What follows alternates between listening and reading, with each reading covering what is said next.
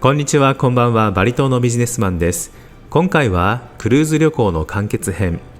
チェックアウトの様子や12泊13日のクルーズ旅行全体で使った費用についてお伝えします。ぜひ最後までご覧ください。これまでの動画をまだ見ていない方はこちらの再生リストからご覧ください。昨日の夜まで船は結構揺れていたんですが、寝ている間に東京湾に入ったようで、海はとても穏やかになっています。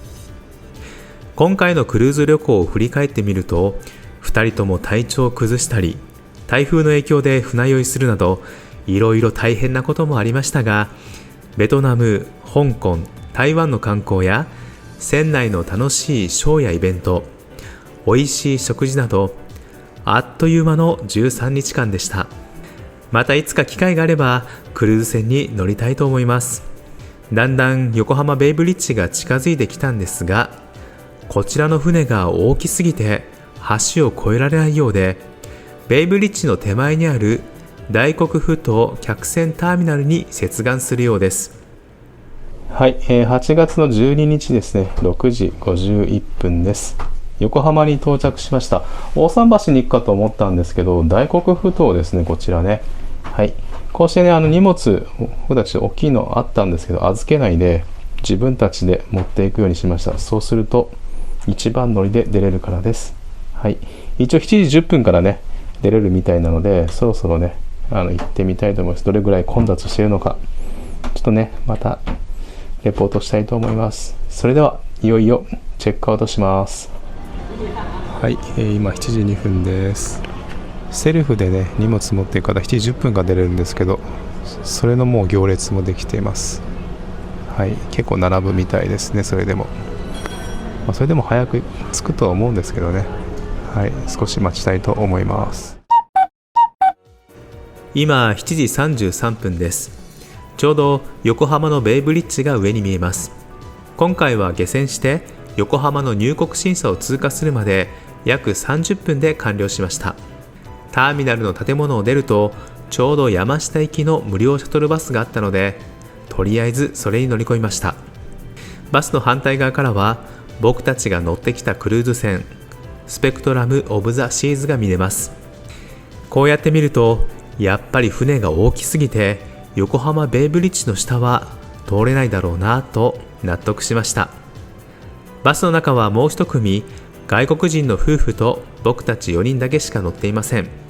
どうやらバスは決まった時間に出発するんでしょうね。山下行きとなっていたので、山下公園近くの駅で降ろしてくれると助かるんですが、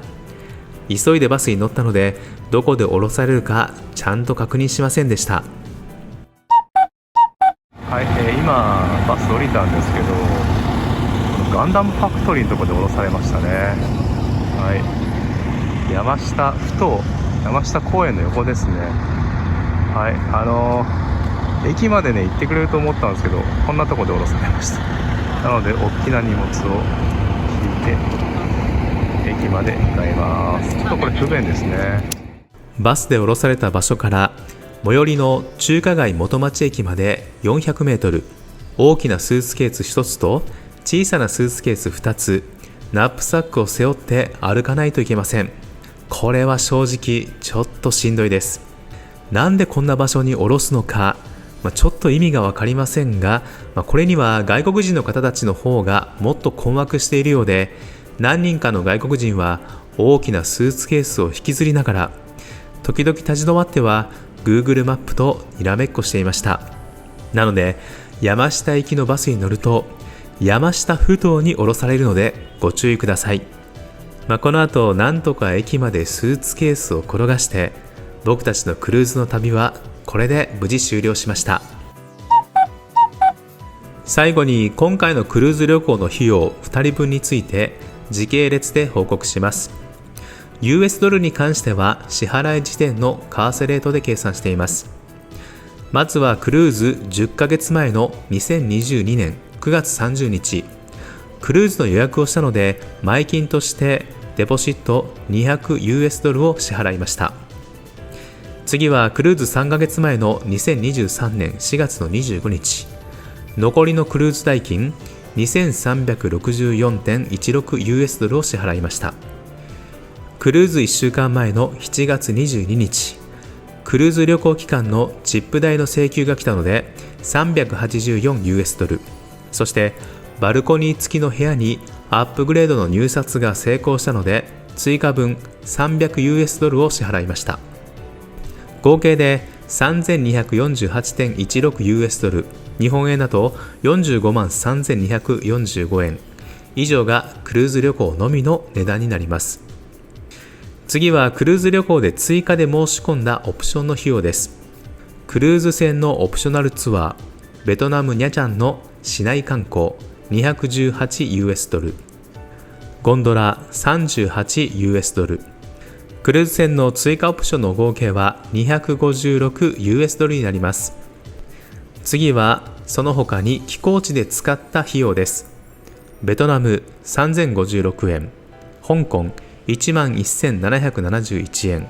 台湾5,705円、神戸4,050円、清水8,576円、合計33,158円です。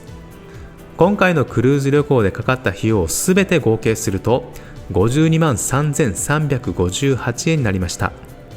オプションや寄港地での費用は人それぞれ違うと思いますので、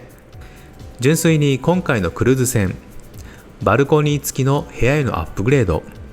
チップ代だけの値段は合計で 3248.16US ドル、日本円だと